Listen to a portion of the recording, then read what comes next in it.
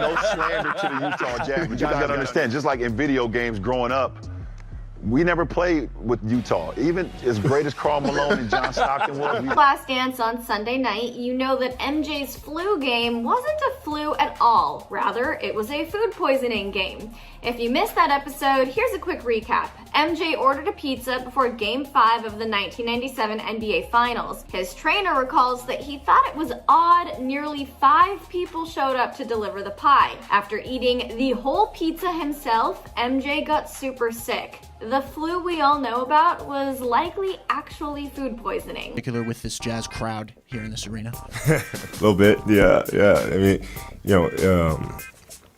they were really tough shooting the free throw to literally just yelling right in my ear, taking the ball out. Man, it pissed me off so much. I mean, like Jordan, Kobe has had his fair share of Utah Jazz moments. Jordan had the flu game in Game 6 finals versus the Jazz, while Kobe had his final game before retirement, dropping 60 points. You couldn't have written this!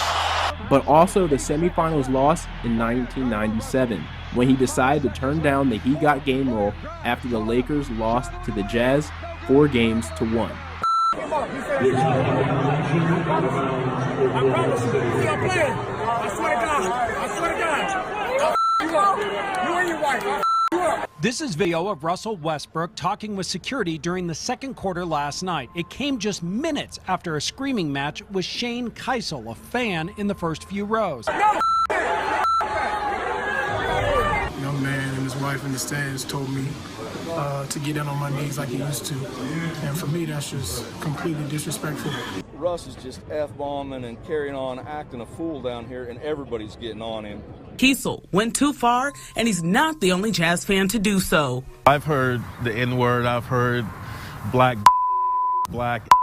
The Jazz banned Keisel after reviewing video from last night's game and interviewing witnesses. Star Kevin Durant got into it with a heckling fan. While it certainly seemed much more harmless than anything that happened with Westbrook, it only added fuel to the fire about incidents in Utah. Look back even further to the second round of last year's playoffs in Houston. A Jazz fan traveled to the Toyota Center to watch the game and initially called Harden a flopper. But he clearly came too close to Harden's personal space, which prompted Harden to slap the fan's phone. You're still the worst flopper in the NBA. Just stay away. In Game 4 of Los Angeles' second-round matchup against Utah, Fisher stepped to the free throw line in front of an arena full of angry Jazz fans. But one fan was particularly disgusting when he covered his right eye and screamed toward Fisher, clearly poking fun at Fisher's daughter. We begin with breaking news. Utah Jazz center Rudy Gobert is the latest Utahn to get sick with COVID-19. As a result, the NBA has suspended all regular season games until further notice. Dwayne Wade joining the ownership group for the Utah Jazz, becoming the latest former NBA player to purchase a stake within a franchise. Here's what Wade had to say. It's bigger than basketball. And he also said this: as a businessman, entrepreneur, and investor, I bring a lot to this partnership outside of basketball.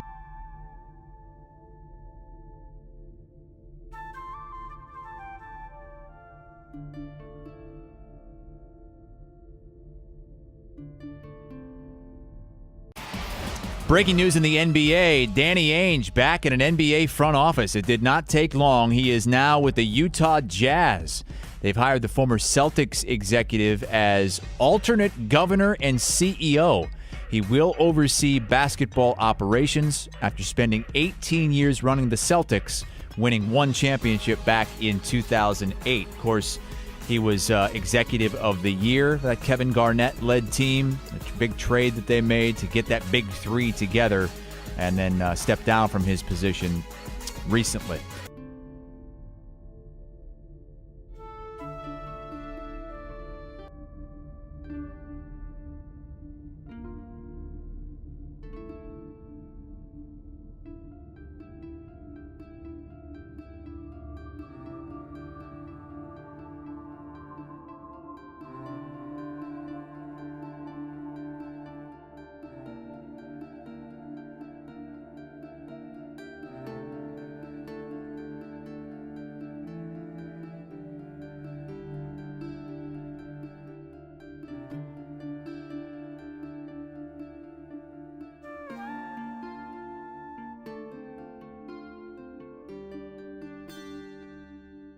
After doing some thinking about things, and honored to wear Magic's 32, I also feel that out of the utmost respect,